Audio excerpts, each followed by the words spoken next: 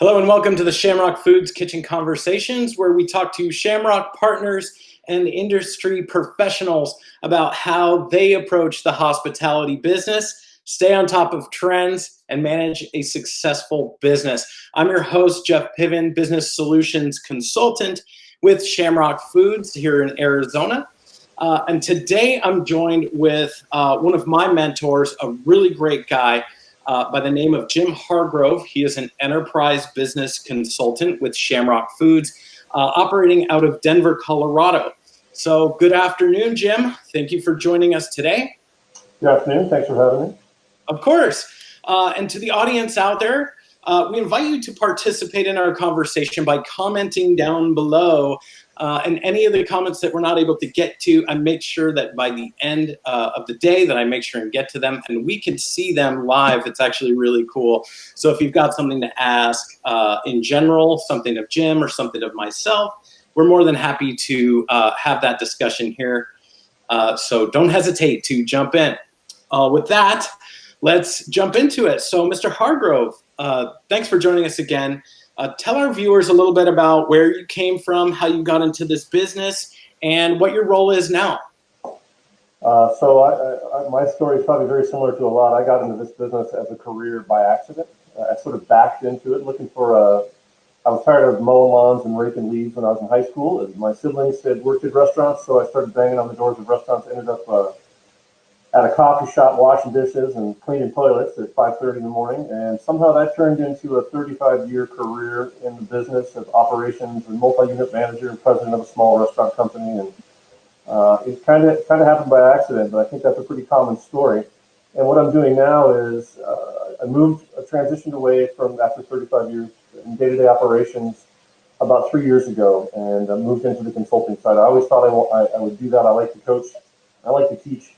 I still love the restaurant business, so I'm still in it, but it's just a little bit of a different approach now as a consultant. Sounds good. Yeah, that's funny. I actually just saw you on the Travel Channel talking about New Mexico chilies. Right. It was a pretty cool episode talking about the red and the green and how passionate you all are about your chilies down in New Mexico. But now you're in Denver. Things are a little bit different. So give us a take on what is your state of the industry right now. What do we need to be doing today? What do we need to be doing in January, and what are we going to need to be doing in May? And what is going to continue indefinitely? Yeah, so potentially a really long conversation. We'll keep it short. Where the industry is today is it's in a place I've never seen it, that none of us alive in the business have ever seen it like this. Right. 2008, 2009 was very challenging with the Great Recession. But it does not compare to what we're doing now. And this kind of, you've heard me refer to restaurant operators today as, I think of them as revolutionaries, right?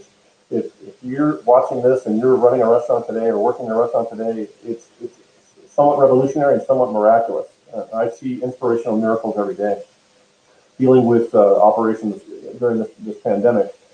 So here we are in a situation, depending on where you are in the country, where we're seeing governments changing the way that they're approaching capacities in school and restaurants and all that stuff.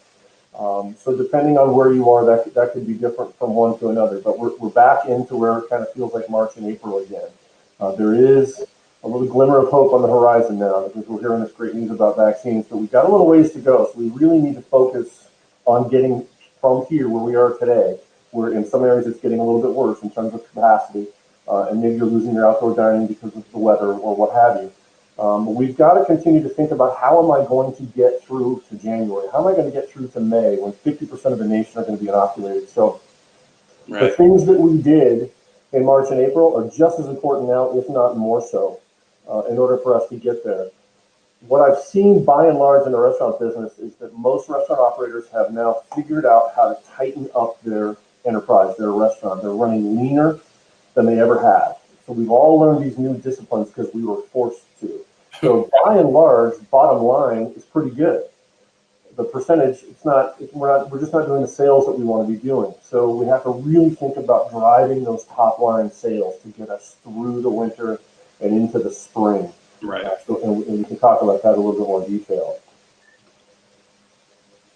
So, you were talking about top line sales. That means our gross sales at the very top of our profit and loss statement or at the top of our daily sales reports. What are some of the specific things that you recommend or have seen done? I know we've got some operators out there. If you watch Kitchen Conversations, you watch me with John Haas, with Chris Collins, some of these other folks getting real scrappy. Some of these, between gift cards and some other strategies. What are some of the things that our partners can do today to drive top line sales? You bet. So alternative revenue streams is what this has become known as. Instead of just relying on people walking in the front door and filling up your dining room. Right. Alternative revenue streams. What can your enterprise do? What can your restaurant do that it's never done before? Obviously, we all pivoted to takeout if we weren't already takeout related. We figured out curbside. If you haven't figured out online ordering, payment, and touchless pickup yet, it's not too late, and we can help you do that. We have tools that are very specific to help a restaurant get up and running on that in 24 hours. Sure. So those are really important pieces. As we approach the holidays, obviously we're going to be doing takeout, but let's start thinking in terms of holiday parties to go. There is a real movement afoot, and you can feel it out there in markets that consumers want to be able to have some kind of restaurant experience, but they know they can't go into a restaurant in many cases, or they're nervous about going into a restaurant. So how can we recreate restaurant experiences in their homes? And it's not just a couple of boxes with burgers in it or a box of pizza in it. Let's look at a full-blown holiday party. And each little restaurant can do its own little thing. Can you do a Thanksgiving dinner if that's beyond what your concept is comfortable with? What about a tailgate party to go? You can't go to the big game anymore. Can you put together a tailgate party with chicken wings and chicken tenders? And for sure, the alcohol piece, the alcohol to go is critical.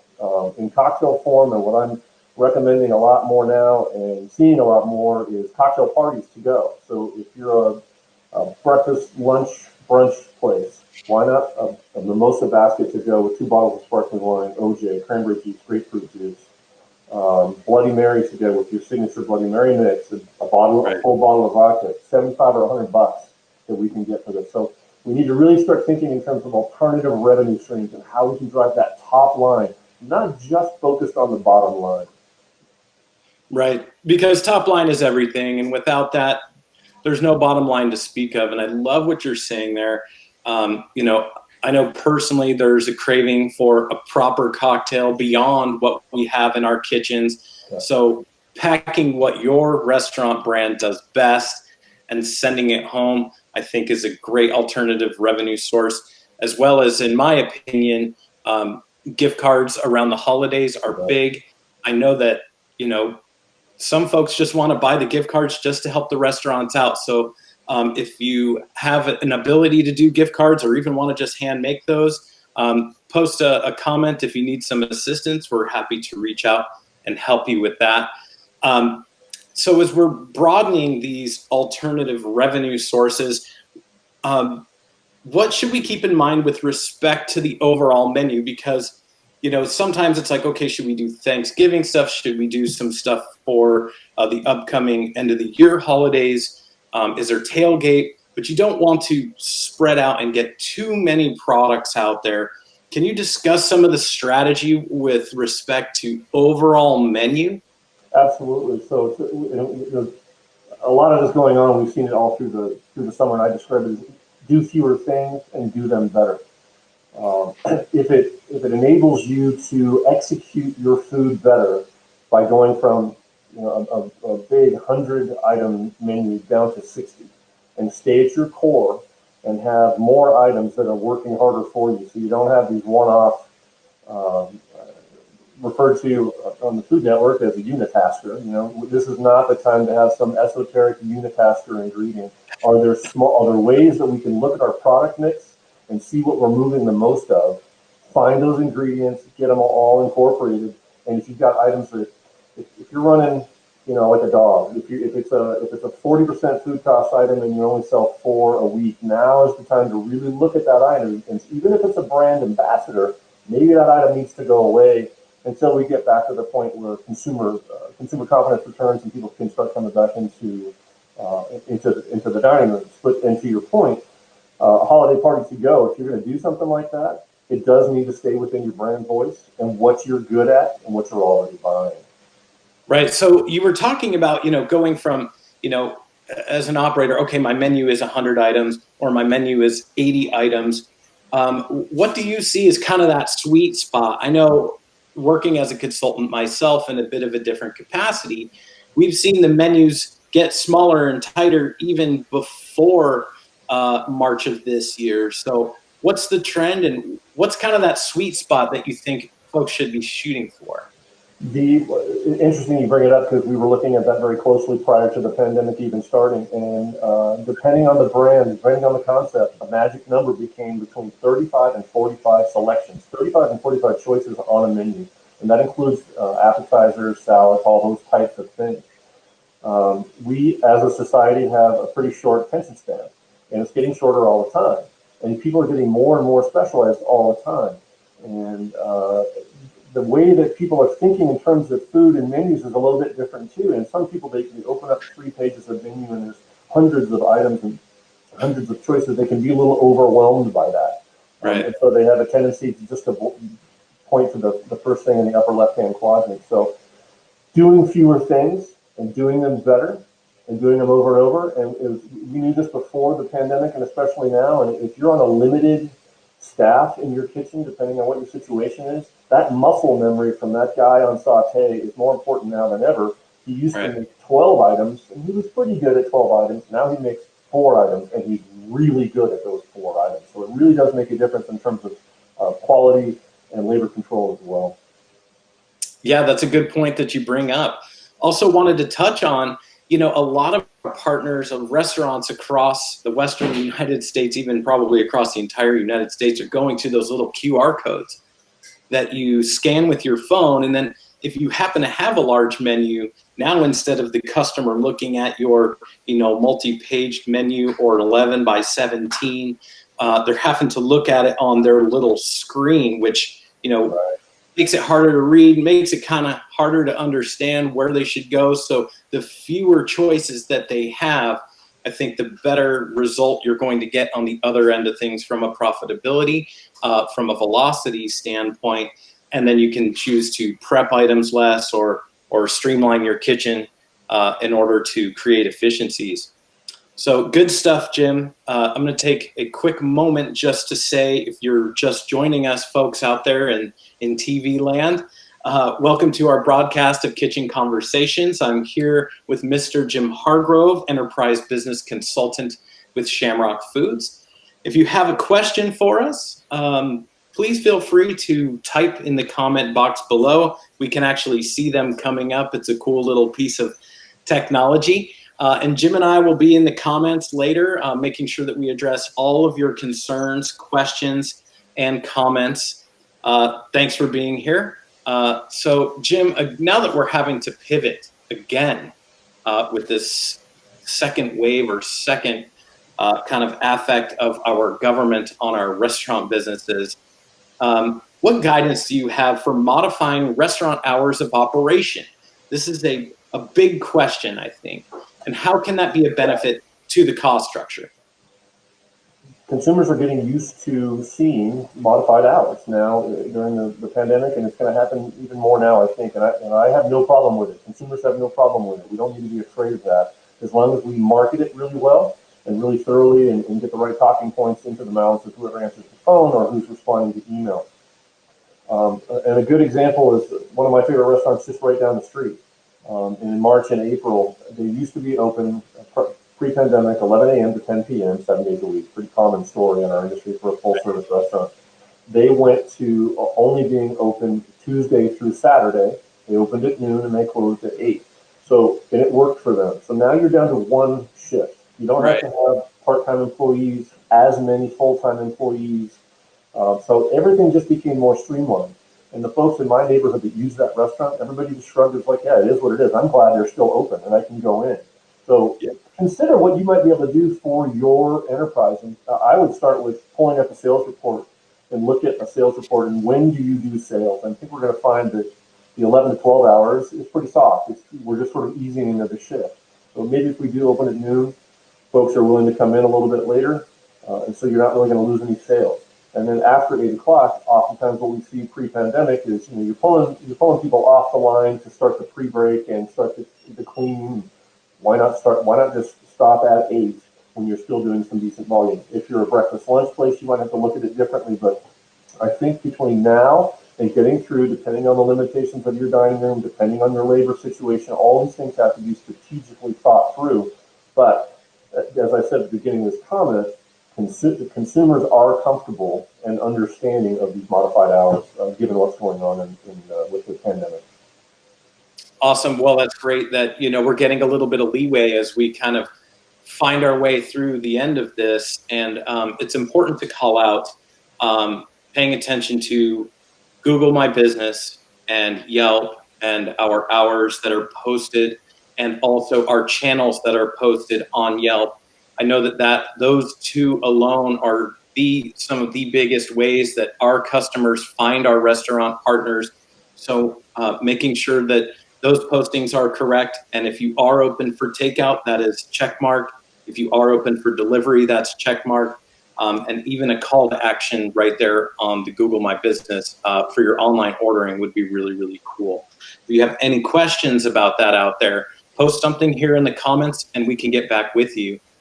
So Jim, as the industry changes seemingly every week here, what can our restaurant leaders, this is the owners, managers, directors of operations, maybe you're the owner and the general manager, what can they do to keep employee morale from maybe going in the wrong direction? Sure, it's tough, right? Super tough. And I kind of put it this way, I've had this conversation with a number of people that when I turn on the news, the national news, the local news, there's stories that are being told about really important Americans, frontline workers, teachers, doctors, nurses, primarily. These are important stories to tell because these folks are heroes, frontline heroes. How often do you hear that same story about a server, bartender, or a cook? The only time you hear from a restaurant operator, it seems to me mostly on the news, is they're talking to a restaurant owner or operator that's really in big trouble and doesn't know how they're going to make it. Well, our hourly employees in the restaurant business are frontline heroes. And so if media is not going to tell that story, I think it's really important that we do and carve out that time, as hard as it is, carve out that time to be thankful and appreciative of your employees that are coming to work every single day. Thank you for being here with me side by side. This is going to get better. I'm going to remember your effort and results. You're a frontline hero. I think it's important to tell that story because sometimes we just need that little bit of, okay, the old man appreciates me. I'm going to keep coming in. That's awesome. And kind of on the back of that, I wanted to real quick touch on something that I know you covered in our virtual expo or virtual food show, which was Kitchintelligence Live. That was last month. It was a fantastic bit. If any of our audience missed that, I believe it is available to stream. Check out our website, shamrockfoodservice.com, to find that seminar that Jim gave. At the heart of that, Jim, the motif was hospitality as safety, and hospitality is safety. Can you touch on the connection between hospitality and safety for me? You bet. So we, in a lot of ways, we've lost our customer engagement. That hospitality piece, that warmth piece, that pre-pandemic kept people coming back.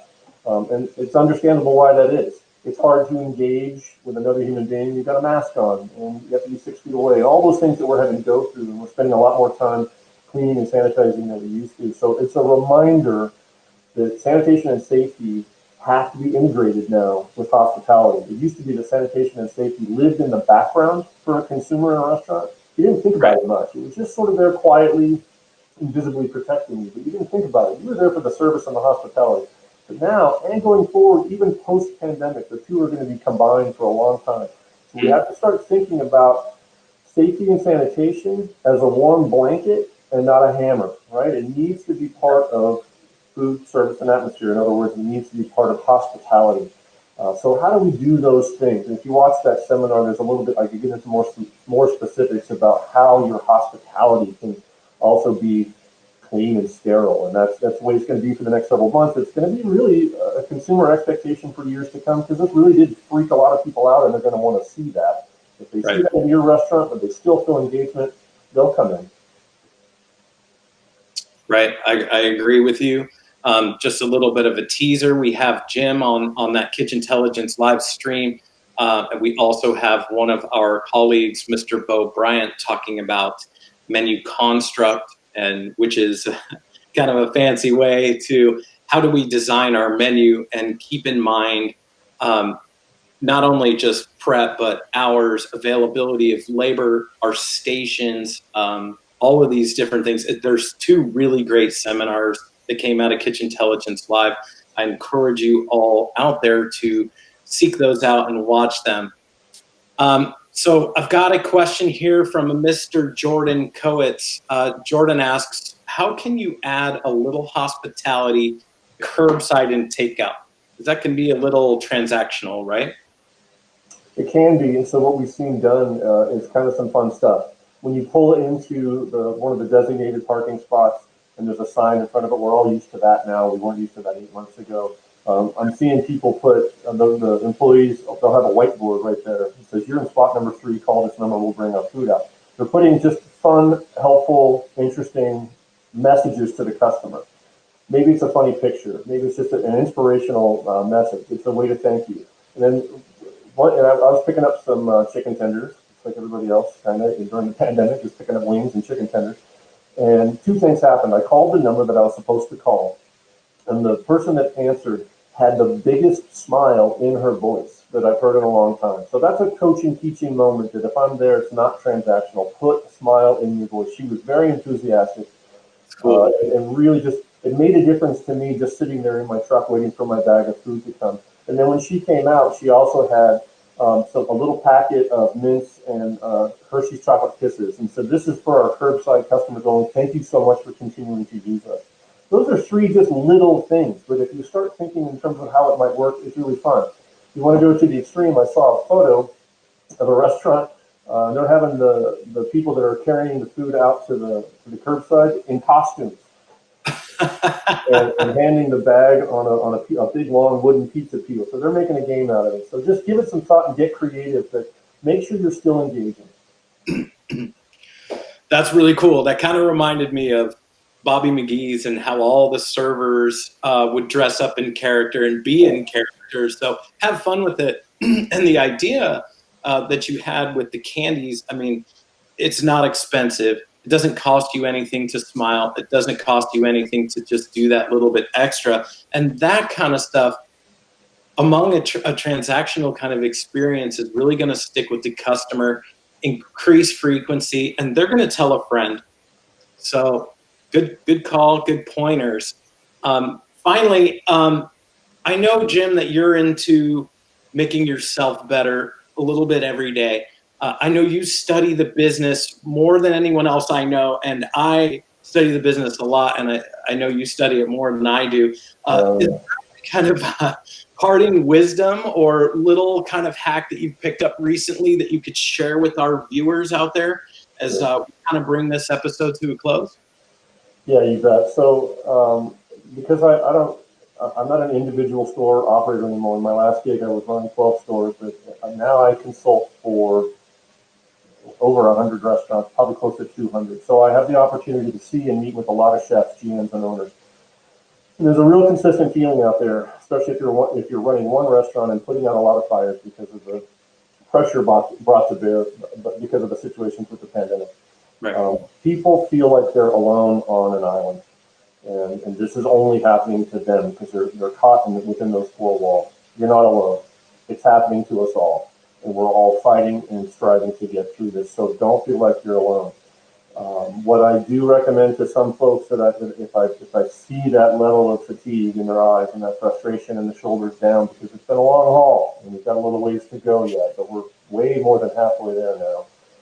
You got to carve out 2 different chunks of time and have the discipline to carve out that time for yourself. Even if you just get home from work, long day, stressful day at the restaurant, put the phone down on the table, go back outside and go for a walk. With no distraction, just you, and just breathe. And you got to find a little space to let your brain wind down. And the other time too, I think it's more strategic than finding that personal time where you can just relax. I follow a guy named Daniel Burris. He's a futurist. He looks and tries to extrapolate out the future of the business world. He's quite good at it. Cool. And he says, I think it's very smart advice. Carve out 1 hour a week to look. In fact, I've got a quote from him that I wanted to share. Carve out an hour a week, so you can begin to think of and think of what the situation that we're in, not as a crisis, but an opportunity. Think about that opportunity that's going to come out of this for you and your restaurant. Right. Put yourself ahead 90 days, 100 days, 6 months. How might this be an opportunity for your restaurant? Spend an hour of your own mental energy thinking about, okay, where do I want to be 6 months and 12 months from now? There are going to be great opportunities. It's been a pretty dark cloud, but there's a silver lining there. And so we need to spend that hour. And I think that hour of being a futurist and thinking about how good things could get, that's good for your mental health. So let me read this quote to you real quick. Okay. The only way to gain control of your future and avoid the increasing number of problems is to redirect change so that it comes from the inside out, allowing you to become a positive disruptor, creating the change before you get disrupted. In doing so, you as a leader become an opportunity manager as opposed to a crisis manager.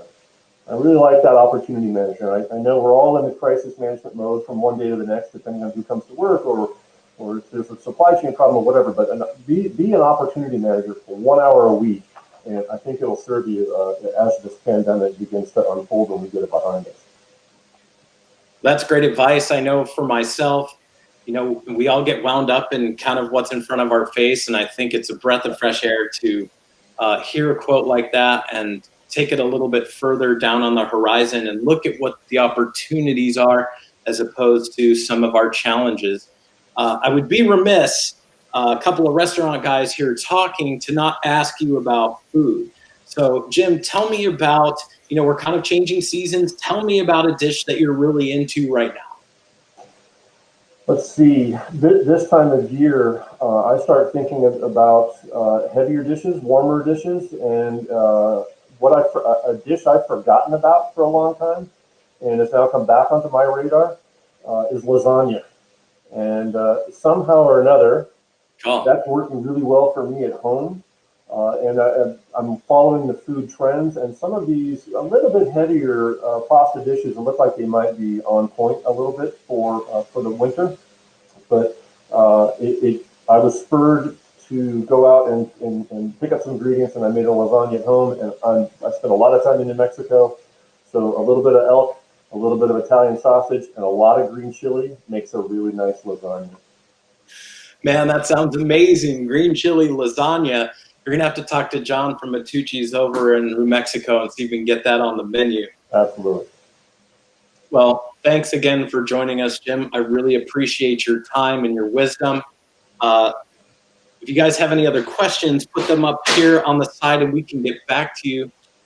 Thanks again for joining in. We're keeping this brief to a half hour.